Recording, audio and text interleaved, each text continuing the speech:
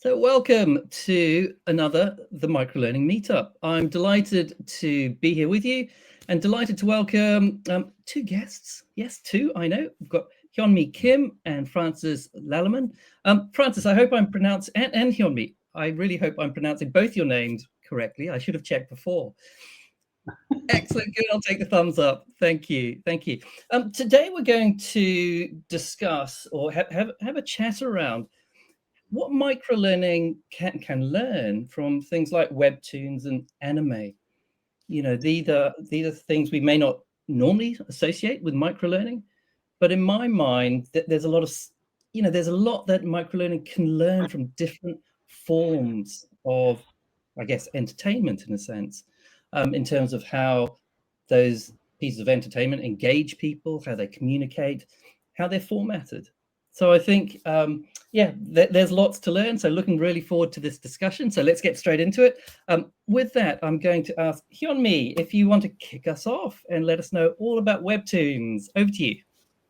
Yeah, thanks, Guy, and nice to meet you, Francis, as well, and for the potential audience here. So, let me introduce myself briefly, and then let's get into the Webtoon, which is very interesting topic to talk about. So, my name is Hyeonmi Kim. I'm a partner at BCG Boston Consulting Group. For those who don't know what BCG is about, like we basically advise the companies and industry practitioners regarding the new opportunities and business strategy. And I'm personally specialized and very passionate on the topics like entertainment media and the new ways of using the topics like, the content itself. And then recently I had a very fantastic opportunity as a, collaboration between BCG and TED. And there I talk about, how Webtoon is changing the media industry in general and the storytelling. Today I'm going to just spin a bit of the Webtoon and then how Webtoon can be even used for the micro-learning potentially beyond the story and entertainment itself. Let me start with some definition of Webtoon, because when I gave a TED Talk, actually, I thought everyone should know, and then everyone knows about Webtoon already. Then I realized that almost 90% of the audience, when I tested live, they didn't even know what the Webtoon is about. So let me start with, it's not an animation. It's not the paper cartoon either. It's not comics. It's kind of the web-based short form entertainment. It's written format. And it's usually updated weekly basis. And it's actually takes only 5-10 minutes to just scroll through to consume. So, I mean, you can define Webtoon in much broader way, but the definition that I'm giving right now is kind of the way how the Webtoon media is defined as, recently. Obviously, it started in Far East Asia, so-called the Korea, Japan, the China. So they are the ones who are leading this industry at the moment. But actually, the notable thing is even in the United States, actually, the top Webtoon platforms have more than 15 millions of monthly active users. So it's kind of happening all around the world. It's very different from the story long form media like Netflix or drama that you see, because those you need to actually sit back and watch for hours. Webtoon is actually very active, engaged content. So it's actually digitized the cartoon. You can scroll. And the amazing thing about this Webtoon is audience can leave comments and opinion to the writer. And the writer actually gets the feedback almost like weekly basis. So it's almost impossible for the writers to ignore the comments. So when they think about the next episode, they get the live feedback and real-time feedback to get better. So that's kind of the nature and how interactive it is. The Webtoon is its nature. And the other thing is very, I would say, I mentioned in my TED Talk that it's a way of democratizing the storytelling, because anyone can become the writer on Webtoon platforms. So I said, like single mom in Pakistan or a teenager in Japan, you don't need to be the amazing writer or painter in the world. So if you have some ideas to share, if you can actually visualize that in some strokes of the pen or paper, that can be the Webtoon. So hence, I think there is so much freedom in that format that people have so low entry barrier to really join this platform and share their ideas. Maybe that's where I can see the potential use of Webtoon format as microlearning. Because actually, in fact, one of the clients that I served throughout this year, I used the Webtoon format as kind of the sales train for the field agents on the ground. So like it's actually very rich format. You can describe the personality of the potential customers or teammates or how they need to work together. It's much more way beyond than what you can, write on the paper or you can just teach over voice. It's kind of very easier format of, let's say, role playing, and then people can consume as a content. So I use that as one of the testing board, how we can use it for micro learning for the salespeople. And actually, one of my colleagues in my company got impressed by that use of micro learning of Webtoon into the salespeople training.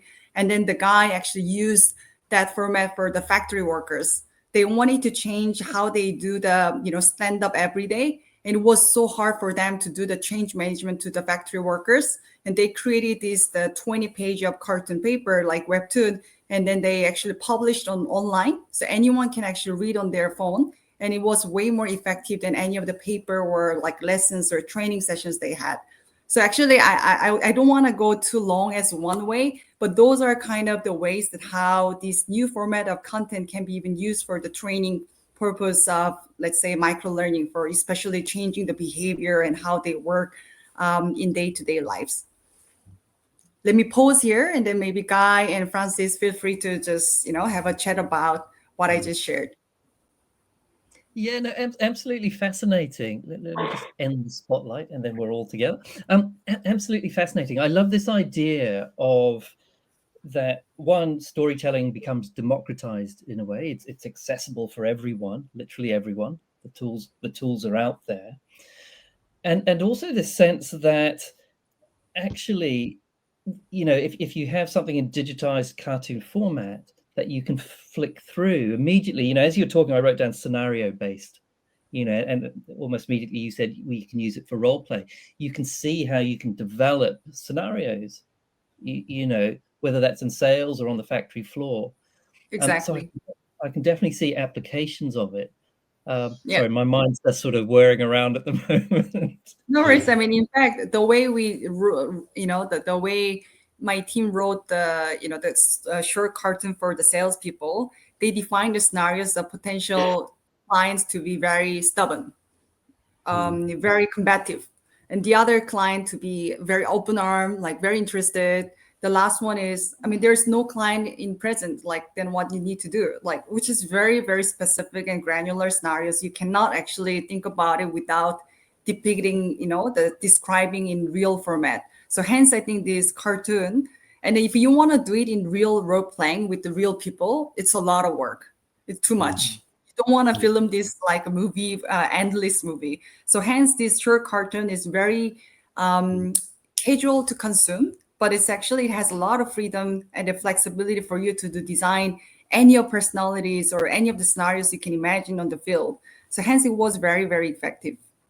Yeah. Speaking of flexibility, Hyeonmi, what struck me in what you said is the very short feedback loop. That appeals very strongly to me. So you can actually go anywhere and you immediately get the feedback of the Exactly. learner. So this has huge impact on how we design the learner experience, and well, also we create platforms in which everyone has like the right to fail, but very quickly. You fail so quickly that it's not noticeable that one fails, because the feedback loop is so small and so dense. I like that a lot. Yeah. No, So if you need to do that, sorry. Go ahead, Guy. No, you go, Hyeonmi, you go. No, I'm just echoing what Francis just say. Like, if you need to do that in the movie filming, like, then you need to scout new actors and you need to like write a new scenario. But the webtoon and cartoon anime, you can just wipe it out, draw again, and just publish. It's much more flexible. It's like when we all, at some point in our lives, when we were young, we have done this in our diary. But but if you can think about how it can be used in our real life, even in professional format, actually it has huge potential. And I love this idea that almost that feedback loop is just an inextricable part of it. You can't almost separate the two out. And I think that also, if we think about it from a learning perspective, it kind of forces the feedback into that same experience. It's not something that's separate to it. But I think there's also a sense of responsibility perhaps on the person putting together the webtoon or the course, knowing that feedback can be so immediate, to really consider what they're doing as well. Yeah. And there's also the like a generational thing. I always tell my students that if you want to learn how people learn very well, we have to look at young people, because younger people learn much better than older people. I'm old, so I know. Yeah. so and the younger generation learns extremely well with these very short feedback loops. It's really part of their life, you know. It's constantly feedbacking upon each other. It's what the social media have done with the younger generation, and it's really inbred into them. And we, as learning experience designers, we should really tap into that source. And in terms of webtoons, Hyeonmi, are there sort of principles behind how it should be designed or put together, or is it serialized, or is it just one-off independent sort of stories that don't relate to each other? That's actually a good question, Guy. Actually, it really depends on the writer. Because if you look at one of the very popular, the Webtoons, the Neighbor Webtoon, which is very prominent platform, there are Webtoons there where it has the endless story, like that has been around for the last 10 years, but still not ending. So the story is going on and on. And there are different types of like Webtoon writers. They actually create the story for that specific week, and it changes every week. So it doesn't matter whether you watch like, today and then 3 years later, because totally different story each week. So you don't need to follow the story. So that's another thing that it has the flexibility. Naturally, the story-based episodes have more like authentic fandom, where they have continuous feedback, and then like they have a strong fandom around the specific character. Like, I like this character a lot, I want this character to be XYZ. Whereas the episode based is more like snacking, which is more, their ritual, like, like, I don't know, on my way to school or like work, I just read it through every Tuesday. It's more casual snacking type of content. It all depends on the writer, though. Now, interesting, and I could really see with a medium like this, perhaps more than other media, perhaps, or mediums, where the actual, if we're thinking about it from a learning perspective, the creator of that if they were to do it in that sort of format, that webtoon format, the learning designer perhaps could actually start to build up a bit of a fan base. So it's not just about the story. There's an actual learning that they're building into it as well, which could be a new departure, for learning designers. But why not? Guy, I love that a lot. Huh? That you say a fan base, yeah. Of course, in terminology or vocabulary of learning and development, that would be the learner community. Huh? And it's really very much focused on community building, which is superb, huh? Because the community allows for cooperative learning. Yeah. 100%. Learning with, from, and among each other. That's how it works. Huh? Yeah. So I don't know whether. So go ahead. When you think of learning community, there's always that little bit of peer pressure involved. That sort of invites people inviting one another to learn, and when you don't, or when you didn't, and you lost track of the story, you will be found out. Yeah. Fascinating. All right, thank you. Let's take a slight pause there and maybe shift our attention over to Francis and this idea of anime and how that might relate to microlearning. So Francis, over to you. Thank you, Guy. It's not shifting so very much. It's basically very much part of the same story. So it's very, very right of you to have these subjects in one in one episode, because they really have to deal with one another. So hello everybody. I'm Francis Laleman indeed. I'm based in Singapore. And basically, I have spent my life in education, so I have this educational thing, and more in particular, I work with educational design, which I do not call instructional design. I sort of dislike the word instructional design. It's actually the experience of the learner that we design, and this is also further to what Hyeonmi was speaking about earlier. Thank you for inviting me, Guy, because I know you did, because you know that I have this thing with Japan, and actually in my practice, I have always been looking for inspiration in my learner experience design practice, for inspiration outside the field of learning and development. The learning and development field is a pretty boring field, and it's full of old theories of guys who have died a long time ago. They were all old and white and male. Yeah, so it's high time for us to forget about all this, and so I've always liked to harvest ideas from other things, and one of the things that I've harvested ideas from is manga and anime. So for those who are, among you who are not familiar with this, manga is just cartoons. It's basically drawn cartoons, and a particular element of manga is that in their original form they are published on a daily basis. So it's very much like the webtoons that Hyeonmi was talking about. You will see a column of 4 frames in the paper of today, and then you will see a column of 4 frames in the paper of tomorrow. And in between, readers can react, and so the story will be influenced by reader feedback. And one of the specific characteristics of a bigger manga book is that it is not conceived in one go. So when the writer starts creating a manga story, she doesn't know where this will go to. She only has like a broad idea of where you might end. And this is really mirroring real world. Also in my approach to learner experience design and to educational design, I am not so much in favor of signing contracts with my clients on learning deliverables, on agreeing upfront that you will absolutely, at the end of this session, you will have learned this.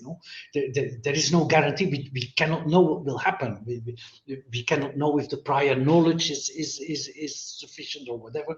So we have to get rid of these contractual learning goals, and we have to sort of have a learning direction, which is basically what the manga writer or the mangaka would have in mind before she starts working. And then anime is not manga. Anime is actually animated manga. So this is the difference between these two. I just would like to share a few images that I have prepared for you, and there they are. Am I sharing right now? You're seeing this? You are, but yes, move me off. Exactly. Now we can see it. Okay, you can see it, yeah. So this is about learning facilitation as if we were mangakas. A mangaka is basically someone who creates manga. Let's see. Okay, there's my name. The little red dot is Singapore. That's where I live. Yeah. So what is important in as a manga writer? Yeah? It's narrative patterns. Hyeonmi has spoken of this earlier. It's exactly the same thing. It's storytelling. It's storytelling. It's the art of story. Yeah. It's the art of narration. It's narratology. Yeah. And there are 4 very specific elements that need to be there as a basis, as a basic, in order for it to be enticing and rhythmic and playful. And these 4 elements are shape and size and time and speed, and they need to be in a perfect relationship with one another. So that's basically the art of working with this. Since it's narratology, since it's storytelling, time is very much like a main actor in this. We need to tell a story in like 4 or 5 minutes. Yeah? That's basically it. And but we need to keep in mind that the learner who will be going through that story in 4 or 5 minutes also evolves in these 4 or 5 minutes. This means that like with every minute that passes, the learner changes because the learner has learned. Yeah? And learning is basically changing through time. So that's like the baseline. Yeah? So there is a golden path to write manga, and this golden path I would like to sort of illustrate in 2 ways. And one way is the way that I learned from Yoshi Oida. Yoshi Oida is basically a Japanese actor who worked in the UK for a very long time, and he, with the theatre of Peter Brook, yeah, very famous theatre company in London. What I learned from Yoshi Oida is that we need to always keep a balance between the tai and the yu of a story. And Yoshi Oida teaches that we need to create the tai, and when we create the tai well, the yu will emerge. And now, of course, you're all going to ask me, what are these tai and yu? Because you speak Japanese to us and we don't understand Japanese. Well, the tai basically is the shape. So we need to create a shape. We need to create the stage. We need to create a form for something. Yeah? And then the yu, the learning, yeah, the emotions, the change in the learner will just emerge from this type. So we should, basically what this means is we should stop teaching content. We should stop trying to push content into these micro-learning sessions. Yeah? And we should actually just offer some kind of placeholder, some kind of stage on which the learning occurs. Just metaphorically, for Tai and you could think, for instance, of the moon as Tai and the moonlight as Yu. So if you create a drawing, you will draw the moon. So that is the Tai. It's the shape of what it is. But you cannot draw the Yu, the moonlight. But of course, you draw the moon for the reader to understand the moonlight. Another metaphor that is often used for that is like you could draw a flower, yeah? And the flower would be the Tai, but the yu is the scent of the flower, and the scent of the flower you have to make sure that your drawing allows for the scent of the flower to emerge from the drawing, but we have to concentrate on the Tai. So this is one of the things that is very important in manga, and that we can apply to learning.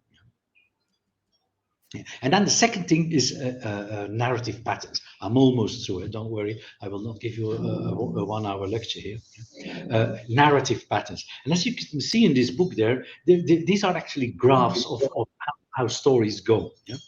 The horizontal line is mostly representing time, yeah? and then the curves that you see through this is the evolution of characters. Yeah? It's the evolution of emotions and of this is So you can actually develop narrative patterns in any which way you want. Yeah? But the narrative pattern that we are after is the one that you see on the white line that goes through this picture here. And the picture, by the way, is a picture of like a very interesting book of a piece of theory on how to create a manga, yeah, by Hirohiko Araki.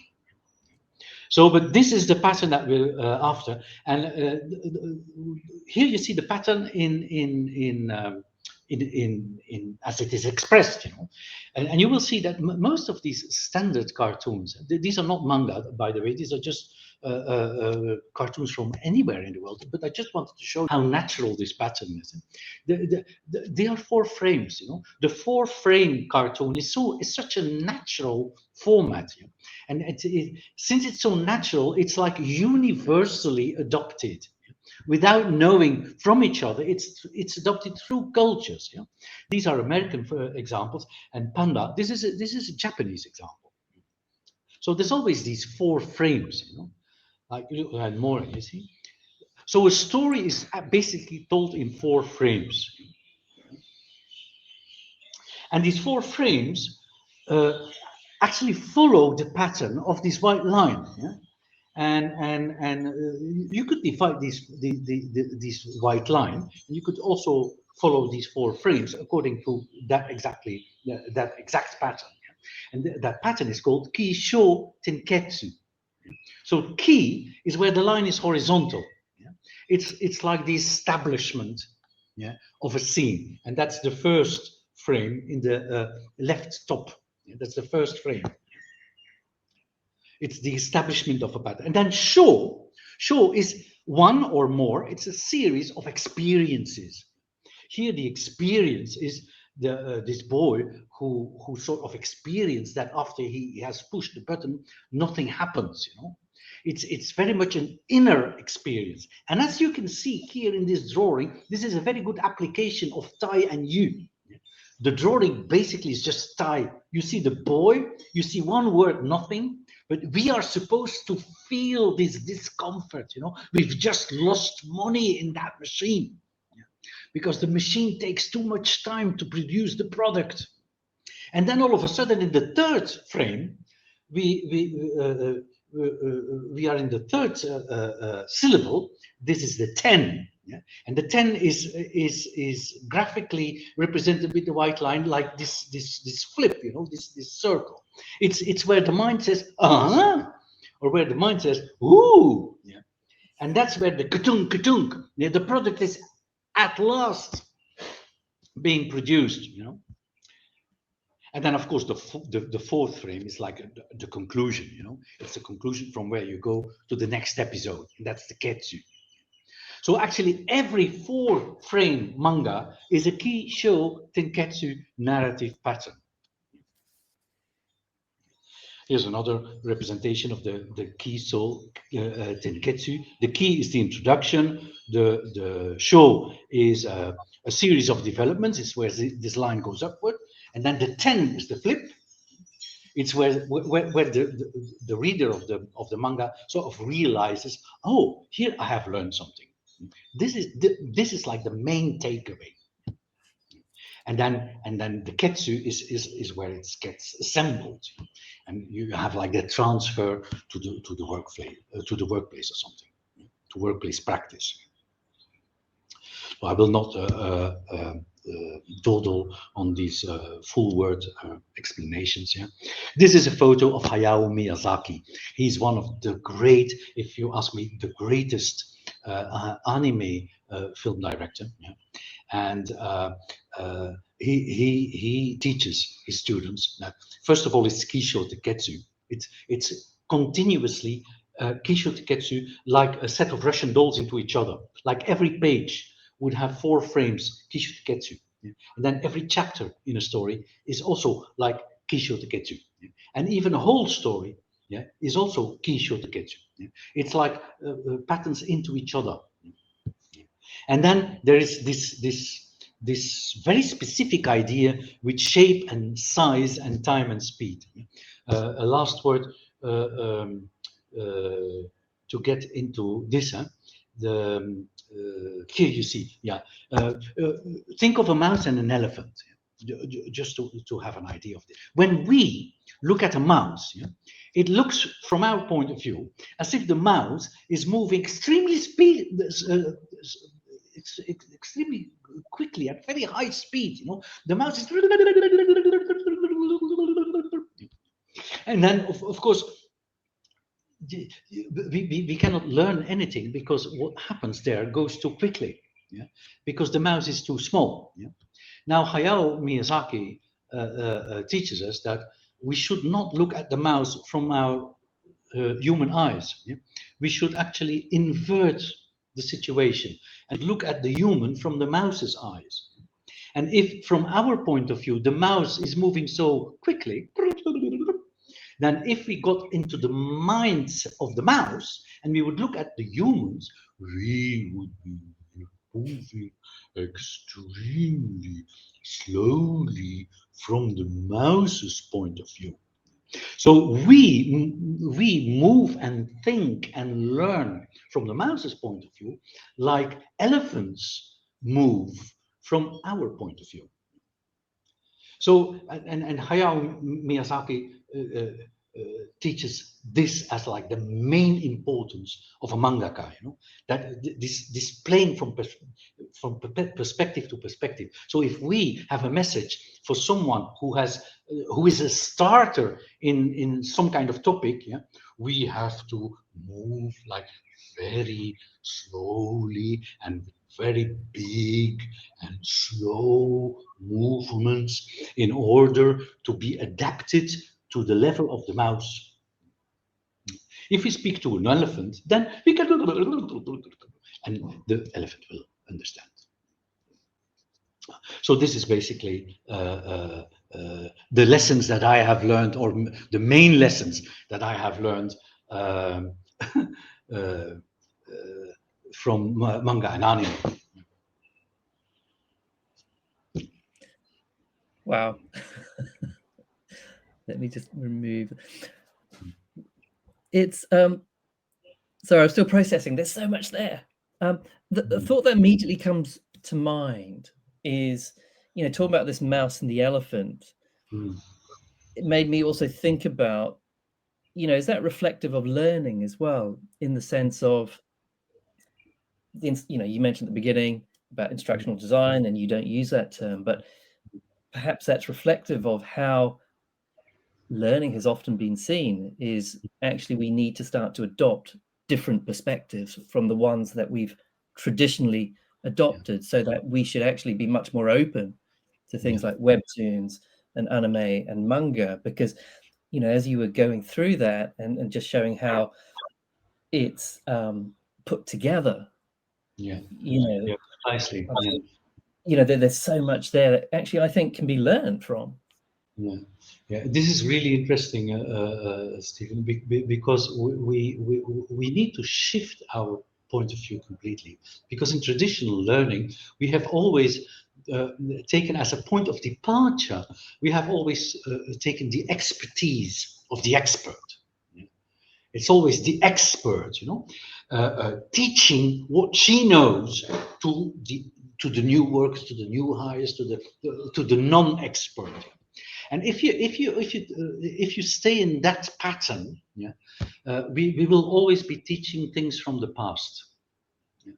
Because if an expert teaches the young folks, you will always teach things from the old days. You know, suppose that I would teach the children of today what I'm good at. Well, I'm good at typing on a typewriter. I'm sorry. Yeah. I will be teaching you typewriting skills. You know? Yeah, but you smile, Guy, because you know that, of course, the younger generation has no use of the typewriter. Now it's Webtoons and it's smartphone, and it's a different skill. So we have to stop working from the point of view of the expert having the expert. So we need to play with these perspectives, you know. And we as designers, we need to create tools, and we need to create platforms in which the young people can learn, not even for their today, but can learn the skills for their tomorrow. We need to learn for the future. We need to stop learning about the past. And as long as the focus is on expertise that exists already in the head of the experts, we will always be learning about the past. So instead, we need to design for constant design. And I think that's a really, and I think that's so interesting, because, you know, going back to what Hyeonmi said at the beginning about democratizing storytelling, right? We're seeing this rise of tools, and we have over the last decade, this rise of tools, and there's no that's not slowing down. You know, and so actually the people who are creating the learning are not necessarily the people, you know, the instructional designers. It's actually the experts themselves can create their own learnings. They have the tools. Yeah. They may not have the time, but they've got the tools, they've got the knowledge. Yeah. You know, so actually in many respects, the so-called instructional designers or learning designers actually need to actually think, how relevant am I, or how can I remain relevant when actually all the tools are in the hands of the experts anyway? We remain relevant by offering the time, and then the you they will do themselves. Yeah. So Hyeonmi, if I'm a company, if I'm a LNOD director, you know, I need to provide the time. I need to liberate time in which the workers and the employees can create all the learning stuff with these tools. But we do not need to create the finished product. Yeah. No, interesting. Hyeonmi, I just want to just give you the opportunity, if you've got any, I know we've got to bring this to a close, so I just want to give you the opportunity, if there's any observations or questions you might have after Francis's sort of explanation or walk through anime and manga. No, actually, it was very classy way of saying, you know, I love how Francis brought up the narrative and the story can be actually fit into that classic, you know, 4 frames of the storytelling structure. It's same in Webtoon, it's same in every way. But at the same time, still the delivery of that content or learning can be in a new formats, and it doesn't need to be in specifics. You know, it can be anything. It can be on paper, it can be on Webtoons, or it can be on like YouTube or short form video or animation. It doesn't matter, but the classic, the principle around the delivery of the story and narrative around that, you know, the tie and you, which I liked a lot. And it's kind of the same across what we just discussed, from what Webtoon was about to the manga or anime. And it just gives me a lot of sense of how we can really use these new formats in any format of learning or like training or any experience that we want to share one to the other. So it was very informative and very helpful. Fantastic. Thank you. So I just want to thank you both. That has been so interesting. I know I could have gone on for ages and ages just listening to the both of you talk about Webtoons and anime. But I'm afraid that is all the time we have. We have. So Francis, thank you so much. Hyeonmi, thank you so much. And I will make this recording available very soon. So thank you. Thank you. It was fun.